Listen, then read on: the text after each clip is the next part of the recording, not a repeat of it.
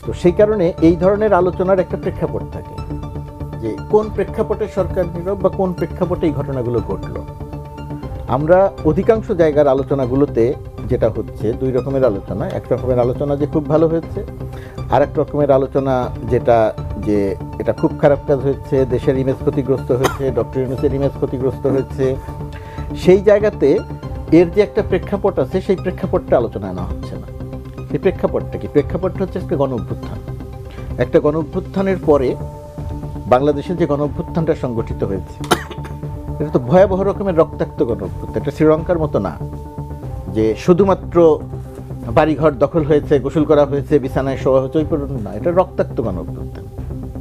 সেই রক্তাক্ত গণ অভ্যুত্থানে যে মানুষটা বাংলাদেশের তরুণদের 1000 থেকে 2000 তরুণ, সঠিক সংখ্যাটা জানি না, তালিকা হচ্ছে, তালিকাটা জানা যাবে, 900 মতো তালিকা হয়েছে,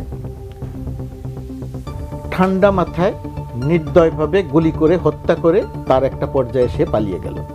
সেই পালিয়ে যাওয়ার ফলে 5 আগস্টের যে বিজয় অভ্যুত্থানকারীরা বিজয়ী হলো, পরাজিত শক্তি শেখ হাসিনা পালিয়ে গেল।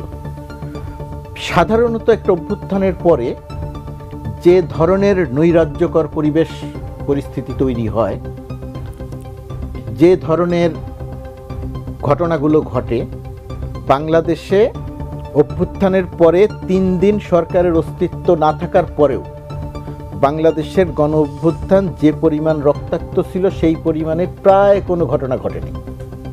যা ঘটেছে সেটা অতি অতি সামান্য। আমি বলছি না যেটা ঘটা দরকার ছিল, আমি বলছি গণ অভ্যুত্থানের চরিত্র নিয়ে। সেই চরিত্র অনুযায়ী কোনো ঘটনা ঘটেনি।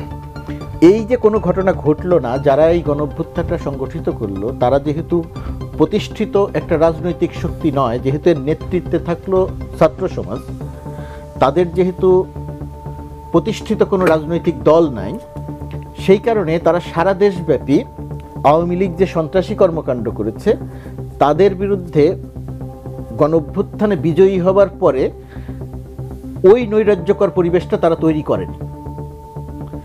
না করার পরিপ্রেক্ষিতে যেটা হয়েছে, তারা যে তৈরি করলো না করার ফলে যেটা হলো, যারা প্রথম অবস্থায় পালিয়ে গেল, শেখ হাসিনা সহ তার বোন সহ পালিয়ে গেল, তারা নিজেদেরকে অসম্ভব শক্তিশালী নিজেদেরকে তখনও মনে করতে শুরু করলো, কারণ দেখলো যে দেশে তেমন কোনো ক্ষতি তাদের হয় না। তার মধ্যে আবার দেশে যারা পালিয়ে থাকলো, লুকিয়ে থাকলো, তারা ক্রমান্বয়ে একে একে দেশের বাইরে চলে গেল সীমান্ত পার হয়ে। যাদের যাওয়ার কথা ছিল না, কারো যাওয়ার কথা ছিল না, আমি শেষ করছি, যাওয়ার কথা ছিল না, তারা চলে গেল। এই যে চলে গেল আর তাদেরকে যে ধরা গেল না অথবা তাদের ধরা হলো না, তার পরিপ্রেক্ষিতে প্রমাণ হয়ে গেল যে, বা প্রমাণ করার চেষ্টা করা হলো যে সরকার অত্যন্ত দুর্বল। শিক্ষার্থীরা প্রথম অবস্থায় যে আন্দোলনটা করেছিল এখন আর তাদের সেই জনসমর্থন নাই। এইরকম একটা জায়গাতে শেখ হাসিনার সামনে আবির্ভূত হয়ে আসলো। শেখ হাসিনার যে দানবীয় চেহারাটা 5 আগস্টের আগে পর্যন্ত ছিল, গণহত্যা করার সময় শেখ হাসিনার যে একটা চেহারা বাংলাদেশের মানুষ দেখেছে, ঠিক একই রকম বা তার চেয়ে দানবীয় চেহারা নিয়ে শেখ হাসিনা বাংলাদেশের মানুষের সামনে উপস্থিত হয়ে সে এমন একটা পরিবেশ তৈরি করলো যে কালকে সে দেশের বিরুদ্ধে ঢুকবে এবং ঢুকে এসে বাংলাদেশের মানুষকে সে আবার হত্যা করবে, আন্দোলন যারা করেছে তাদেরকে হত্যা করবে, ফাঁসি দিবে, জেলে ঢুকাবে।